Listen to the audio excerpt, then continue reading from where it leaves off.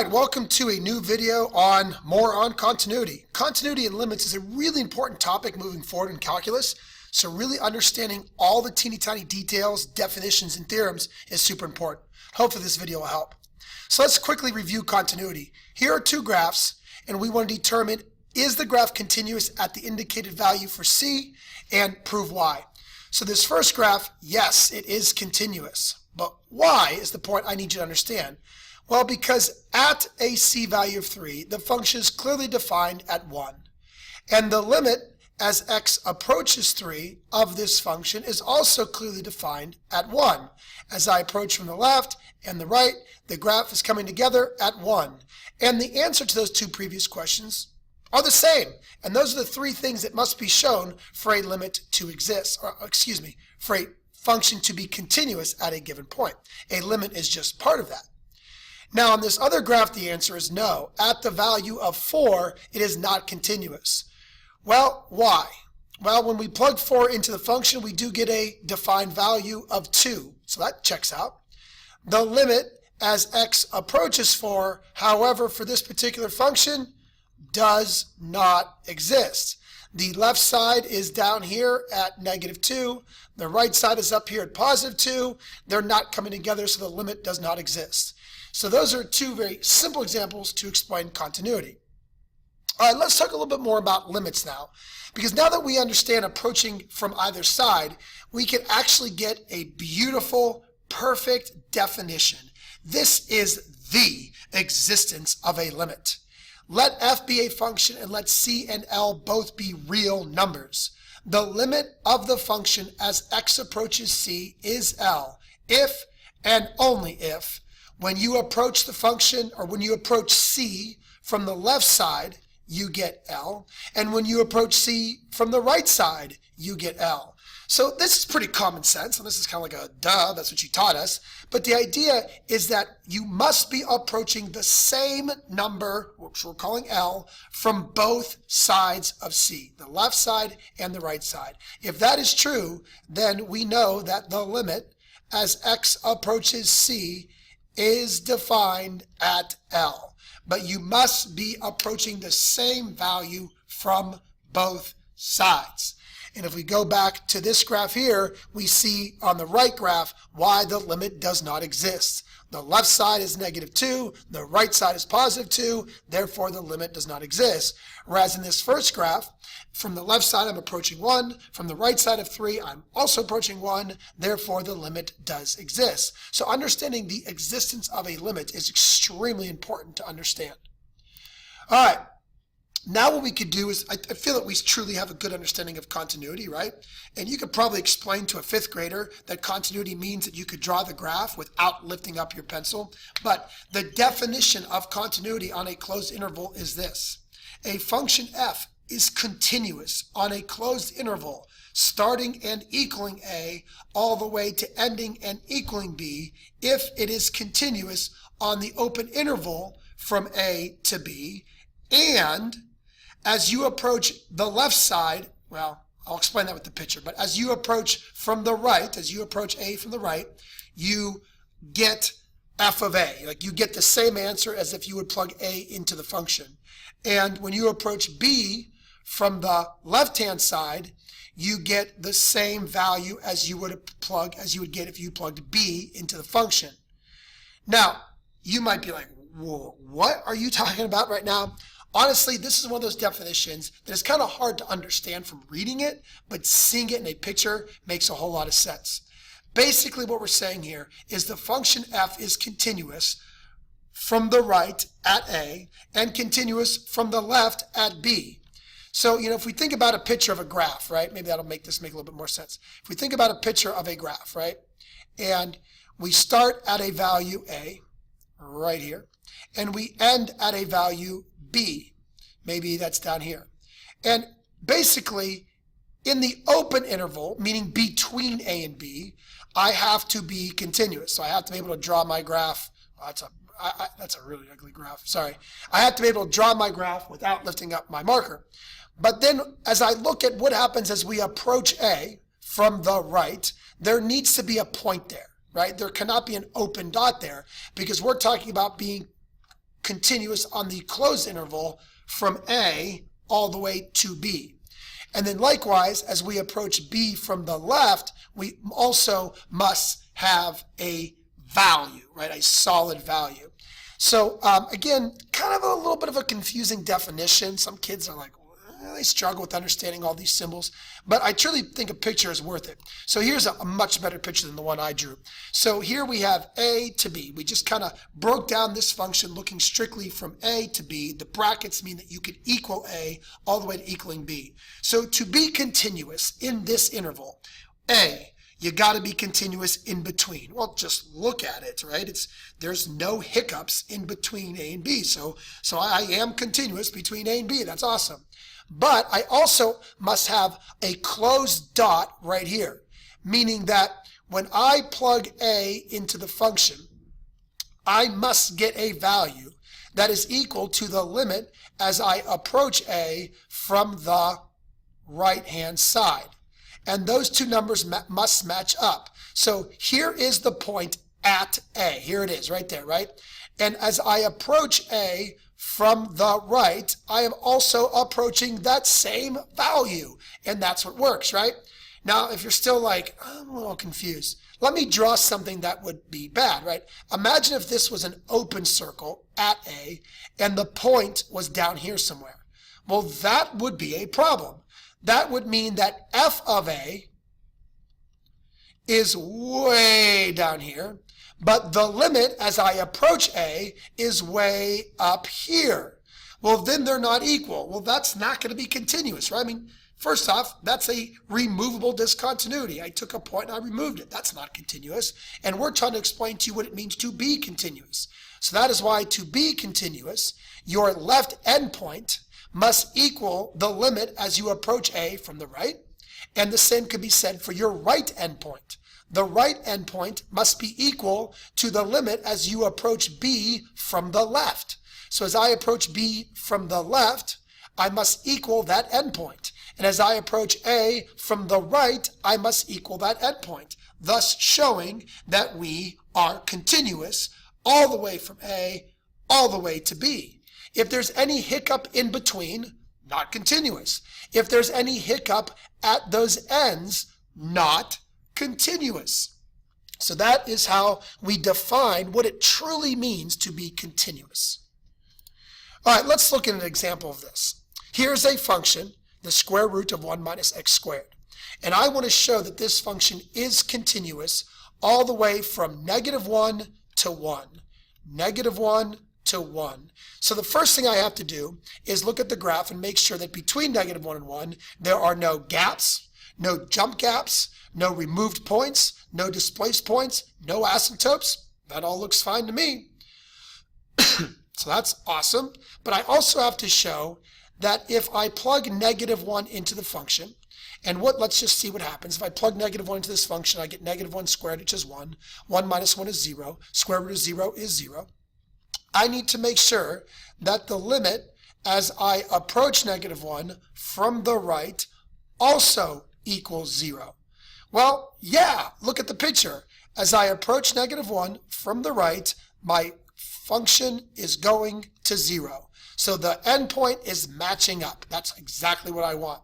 And then same thing with the right end. What is happening at 1? Well, if I plug in 1, 1 squared is 1, 1 minus 1 is 0, square root of 0 is 0. That's awesome. And what is the limit as x approaches 1 from the from the left side? Well, that is also 0. Just look at the graph. As I approach 1 from the left, I am matching up with where that point is, thus proving that I'm continuous over the entire closed interval, -1 to 1. And that is pretty simple to understand. It's kind of like a duh, like really, but you need to understand that. All right, now there's a couple properties of continuity, and again, these properties are going to seem a little bit weird, but they are so common sense. So first, if b is a real number and f and g are continuous functions at x equals c, then the following functions are also continuous at c. So basically, we have two functions, f and g, and they are both continuous at point C. If that is true, then if you take the function f and you multiply it by a scalar, like if you just take a function and multiply it by 3 or multiply it by 4 or multiply it by 10, if you take a function and multiply it by a value, you will still be continuous at c. If you take two continuous functions and add them together or subtract them, you will still be continuous at c.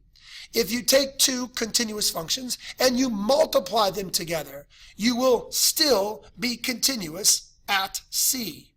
And if you take a function that's continuous and you divide it by a function that's continuous, you will still be continuous at c. So don't overthink these properties. They literally just mean that if two functions are continuous at c, then you could add them, you could subtract them, you could multiply them, or you could divide by them, and they will still be continuous at c. You know, a really simple example of this would be like, the function x. That's a pretty easy function that's continuous everywhere. The function x squared. That's another really easy function that's continuous everywhere. Well, if I add these two functions together, guess what? Still continuous. If I subtract these functions, guess what? Still continuous. If I multiply these functions and get x cubed, still continuous. That is what we're trying to explain here.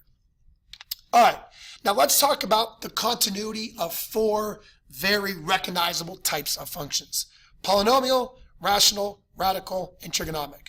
The idea here is that the following four functions are all continuous at every point in their domain. So as long as the point is in the domain of any of these four functions, you are continuous throughout that entire domain. So the most important item to keep in mind here is that these functions are only continuous at points in their domain. So if there is an x value that's not in the domain, then it's probably not continuous at that point. So if you do look at a graph and you see a discontinuity, you see a hiccup, that doesn't mean that what I'm saying here is a lie. It just means that where that interruption is not in the domain. So let's take an example. Let's take a look at each one of these types of functions. So first, a polynomial function.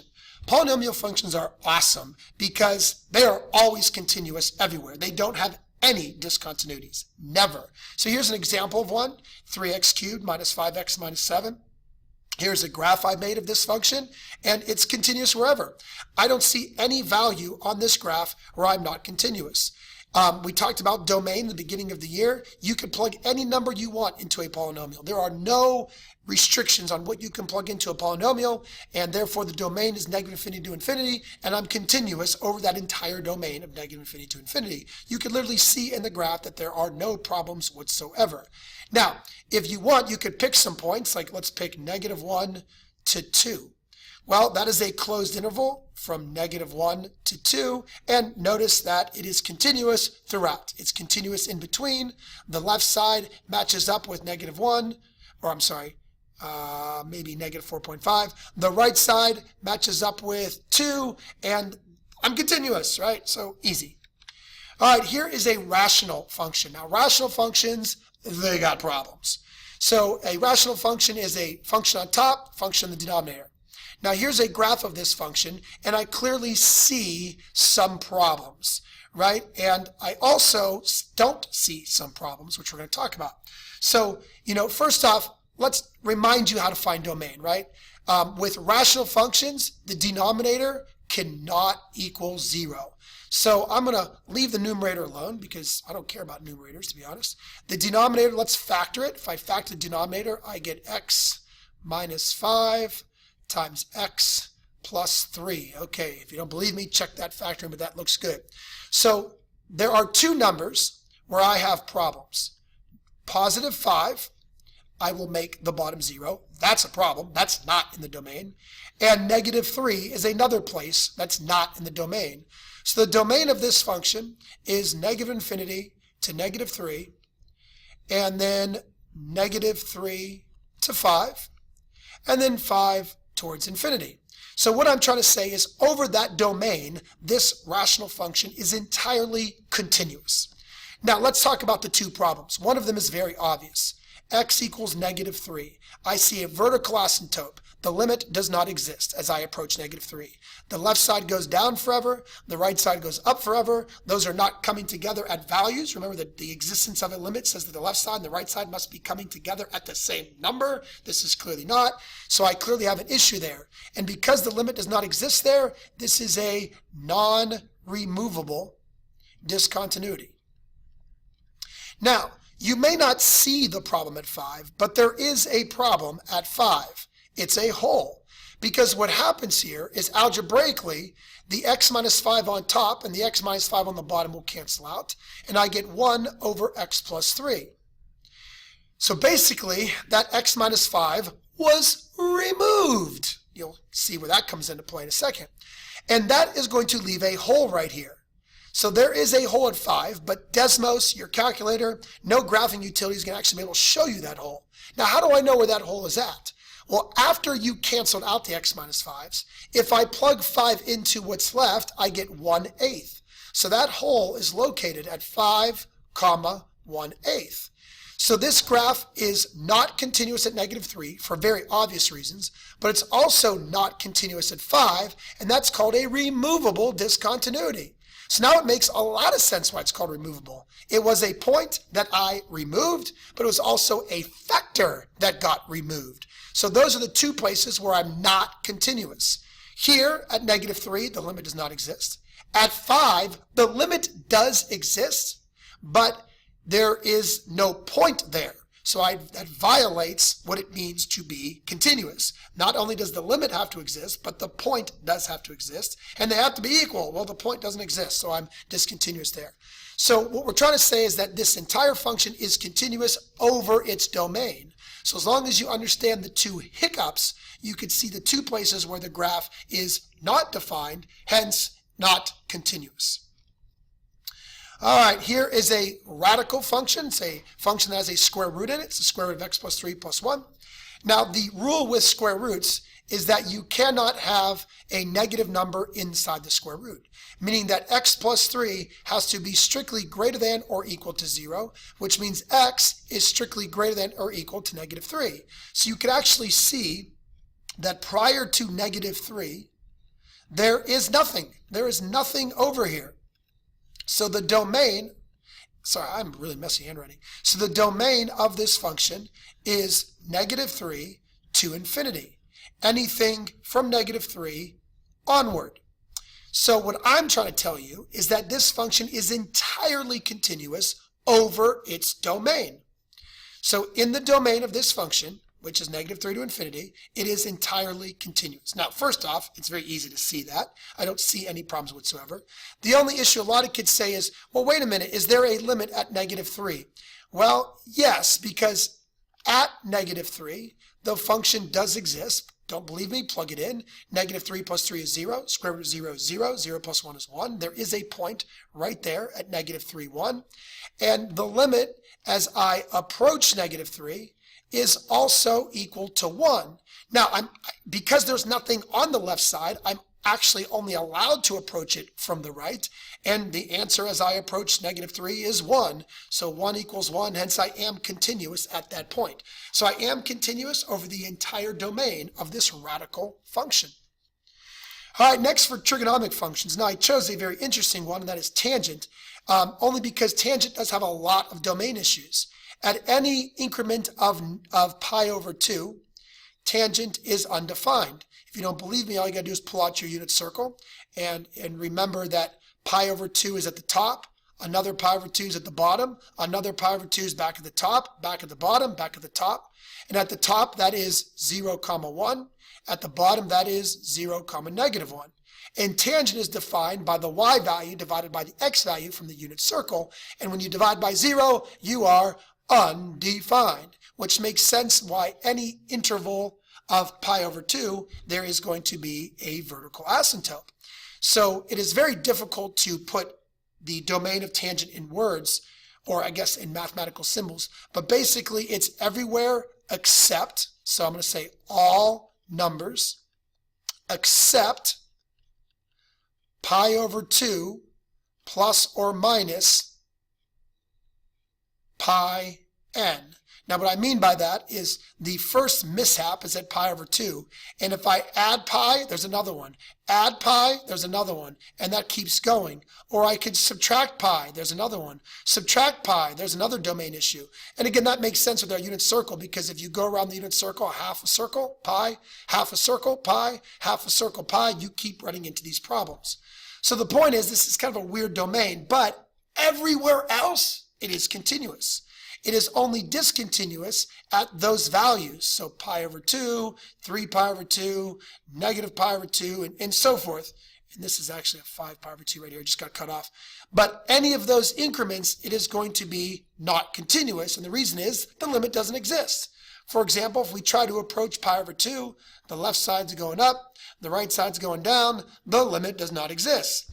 So at the end of all of this, what we're basically saying is that for these 4 types of functions, you are continuous over the entire domain. If there is an issue with the domain, that is a place where you are not continuous. All right, one more kind of big idea here, and that is called the intermediate value theorem. And this is a really kind of a theorem, but it's a really important one in calculus. If the function f of x is continuous on the closed interval from a to b, and k is any number between f of a and f of b, then there is at least one number c in the interval a to b such that f of c equals k. Now you might be like, come again? What was that? This is a little bit of a confusing theorem, but it's so much makes so much common sense. So first off, a to b are x values on the x-axis. And f of a is the corresponding y value, and f of b is the corresponding y value for b. So here's f of a, here's f of b. If a function is continuous in that closed interval, then there is a number, there's guaranteed to be a number k anywhere in between f of a and f of b, such that there has to be at least one c value that creates k.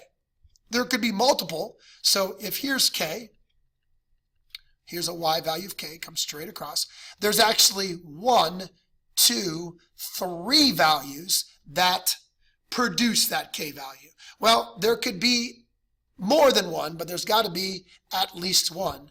So this is really kind of a weird theorem that we'll use a little bit more later on, but it's important to understand. It's basically saying if you are continuous on a closed interval a to b, then any y value in that interval has to be created from an x value in that interval.